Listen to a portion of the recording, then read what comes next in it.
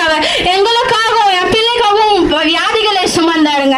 என் பிள்ளைக்கு பாத்தீங்கன்னா நல்லா விளையாடிட்டு இருந்த பிள்ளை பாத்தீங்கன்னா பிக்ஸ் வியாதினால என் பிள்ளை கீழே விழுந்து கை காலெல்லாம் கொணிச்சுக்கிட்டு இந்த கண்ணு ரெண்டுமே மேல போய் என் பிள்ளை அந்த ஒரு நிலைமையில நான் தூக்கிக்கிட்டு ஹாஸ்பிட்டலுக்கு போறப்ப என் பிள்ளைக்கோசம் டாக்டருங்களே என் பிள்ளைக்கோசம் எப்படி நடந்தது, பிள்ளைக்கு எப்படி இந்த பிக்ஸ் வியாதி வந்தது, எதனால வந்தது, உங்க பிள்ளைக்கு காய்ச்சல் இருக்கா இல்ல சளி இருமல் இருக்கா இல்ல நீங்க எதனாச்சும் கொடுத்தீங்களா என் கிட்டே கேட்டாங்க. நான் சொன்னேன் என் பிள்ளைக்கு இதுக்கு முன்னாடி வந்தது.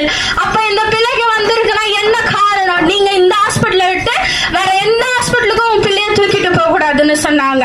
நாங்க போனதும் பணம் கட்டி பாக்குற ஹாஸ்பிட்டல் பக்கத்திலே